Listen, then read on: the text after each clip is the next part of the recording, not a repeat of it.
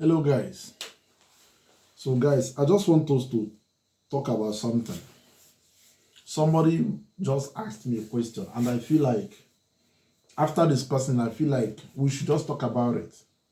Guys, please always feel free to like and share my videos. Always feel free to listen to my videos to the end.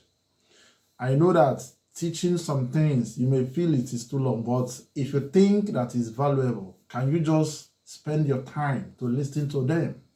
Because these are real life stories. Now, someone asked me, how do you handle malice in marriage? Some people in their marriage, the way they keep malice to each other, will even make you to start questioning, how do you guys even accept to marry yourself? I wonder what your wife will do or what your husband will do.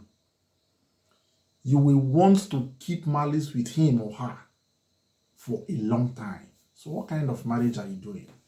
So I just came for us to discuss this, just to share a little brief about it. How do you handle malice in marriage? I said it before. You don't fear to enter into something. Rather, you need to do a homework. You don't fear problem. Rather, trace the root cause of the problem to help you know how you are going to solve it. First of all, for you to handle the malice, identify and address the root cause. It is called malice, and in a layman understanding, malice is like not talking to somebody. You just want to be. When the person is talking, you don't even feel like listening. You just want to keep to yourself. That is malice. Let it not be doing. So now, how do you handle it? You need to identify and deal with the root cause. What has caused this malice to come into play? Is it unresolved conflict? Is it unmet needs? What actually, is it a pattern of negative communication? What actually has caused it in your relationship? Is it a consistent complaint that has no change? What exactly? Because if you don't know the root cause of a problem, you cannot solve it. When you find out what causes this malice, you need to adjust. You need to discuss it. You need to trash it. You need to resolve it. You need to make sure that every partner is comfortable the way it was addressed. That is number one way for you to deal with malice in your relationship. Number two, improve communication. In my videos, I will always mention communication.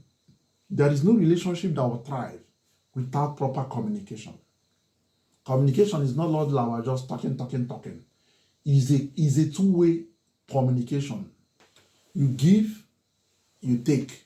You speak, you receive. You speak, you listen. That is communication.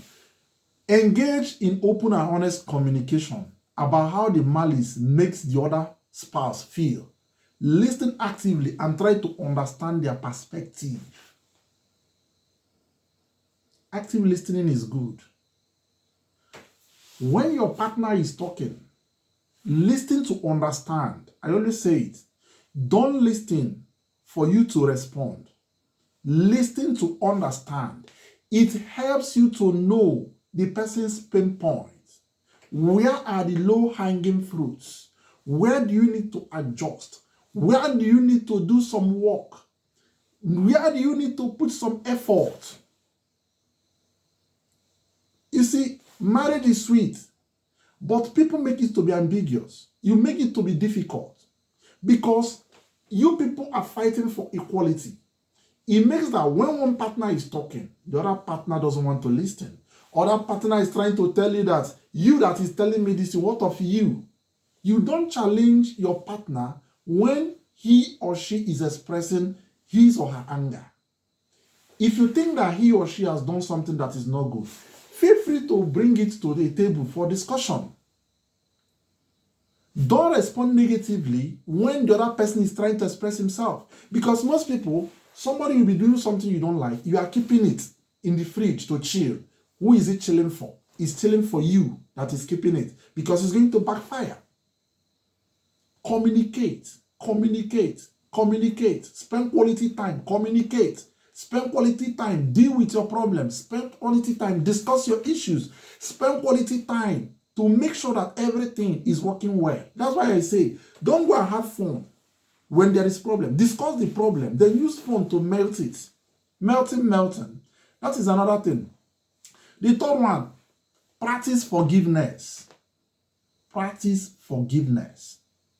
Practice forgiveness. Don't hold somebody's offense, your partner's offense, too long, especially when the person has apologized.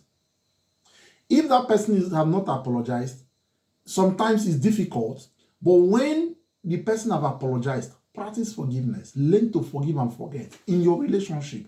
This is marriage, not boyfriend, girlfriend.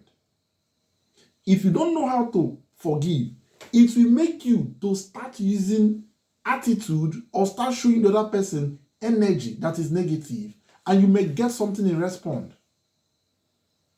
Learn to practice forgiveness. We find it difficult to forgive our spouse. That's why I said it.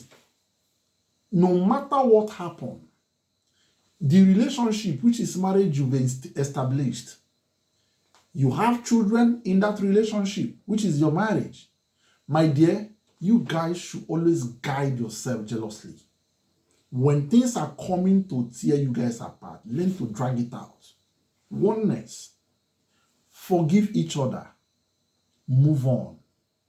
That's why communication is good. If they offend you, come on, say it, speak it out. Let the other person know.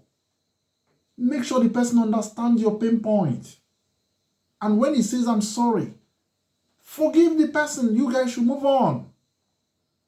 The last one I want to talk about is learn to walk away. It's not every argument that you must win, whether you are the man or the woman. It's not every argument you must invest your time to drag. It's not every argument you must allow to exist. Some things are meant to just throw into the bin. Because people will stay, they will start from argument, the next thing they will stop talking to each other. Because most of you will argue and argue. You won't resolve your differences. You will argue and argue. You won't want to succumb. You will argue and argue. You want to drag it. You want to prove yourself. You want to prove a point. You want them to believe in what you're saying. You want them to know that this is you. My brother, who are you proving that point for? My sister, who are you trying to impress? That is your marriage. Because you are not being heard, the next thing you can't talk to your partner again. Even when the person is coming closer. My dear, if things are to be working well, marriage, there is no need keeping to yourself too long. If you people happens that you are angry, once you sleep and wake up, let there be a new dawn. Let there be a new day. Don't keep it too long, because this is how the devil comes in. Small time, the interest will start, the loss of interest will start coming in. You will start, each one is now trying to find out how he will be making himself happy when the other person, whereas your happiness should be your partner. Yeah, because you're now holding a string for too long, keeping malice to each other. The wife may want to say, my children is now my peace. The husband may want to say, I will go out and hang out with friends. You are dealing with yourself. Learn to walk away. When the argument wants to be intensified, my dear, just walk away. Leave that. I've heard you, no problem. Let this thing end there. End it in peace and go. Sometimes, men, this one goes to you. Allow women to win. Sometimes. Some information is better passed when there is a peaceful atmosphere and not when there is dragging. Don't keep malice to each other. Malice can destroy you people. Do you know that people could be keeping malice and you are to work and something is happening in your house because you don't talk to your wife? You go as far as if she's calling you on the phone, you can't pick your call. That is too horrible. It's too bad.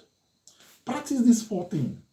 If it doesn't work, seek for an advice from a counselor. Start talking to family to come and talk to whoever that is misbehaving. Look for professional advice, because malice in marriage or relationship can destroy so many things. It's good you understand this. Thank you very much.